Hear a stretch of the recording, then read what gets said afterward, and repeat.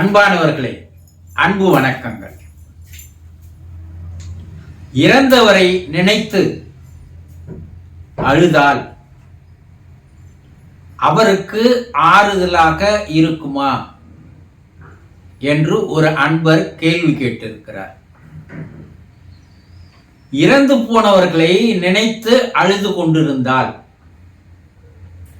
நாம் அழுவது அவர்களுக்கு ஆறுதலை தருமா என்றால் நிச்சயமாக ஆறுதலை தராது.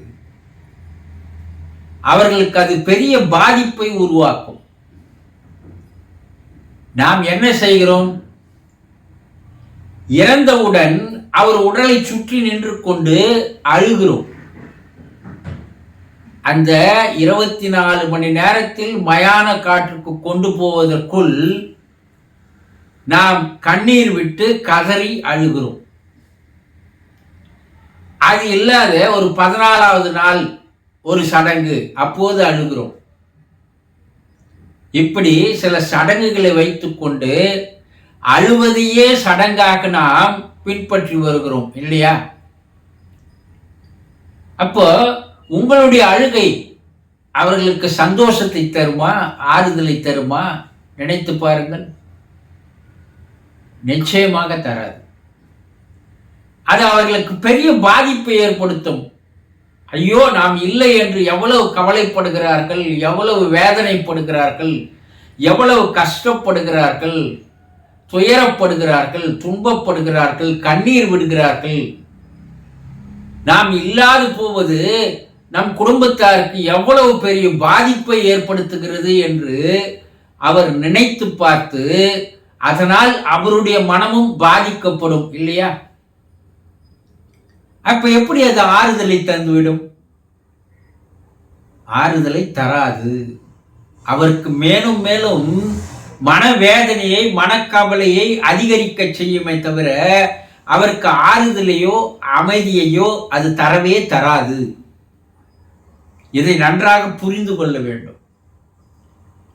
ஒரு கண்ணதாசனுடைய பாடல், பிறக்கும் போதும் அழுகின்றான், இறக்கும் போதும் அழுகின்றான் இல்லையா?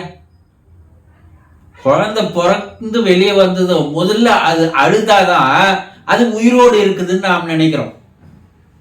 அது அழுகிறது. நாம் அதை சுற்றி நின்று சந்தோஷப்படுகிறோம்.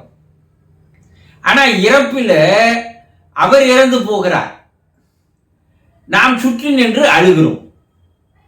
இது என்ன விந்தை! பிறப்பிற்கும் இறப்பிற்கும் எதிர்பார்த்தமாக நடைபெறுகிறது இல்லையா?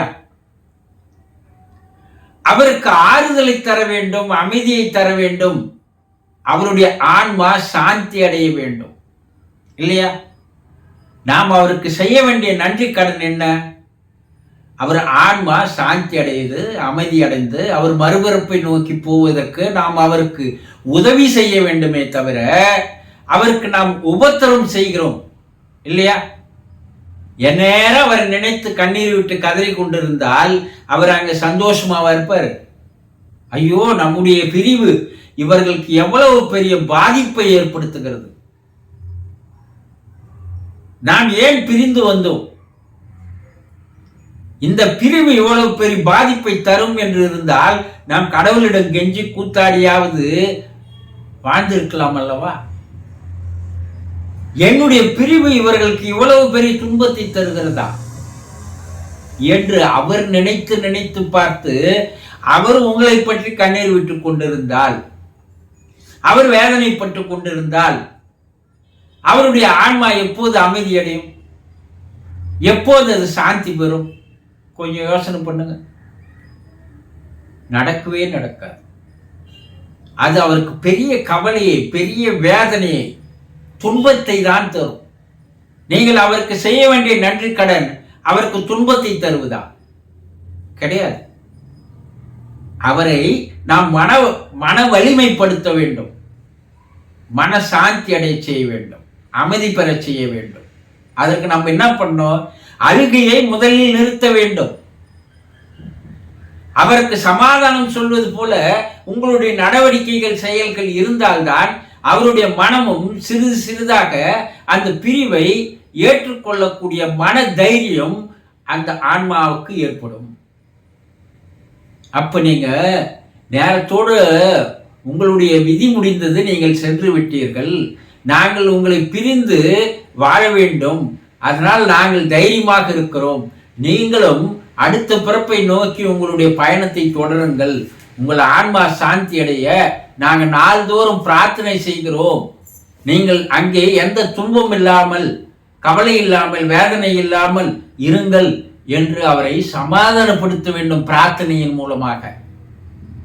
இது நாளடைவில் அவருடைய மனமும் அதை ஏற்றுக்கொண்டு சமாதானம் அடையும். ஆக இறந்தவரை நினைத்து அழுவதால் அவருக்கு ஆறுதல் அங்கே கிடைக்காது, பாதிப்புகளை தான் ஏற்படுத்தும் என்பதை தெளிவாக தெரிந்து கொள்ளுங்கள்.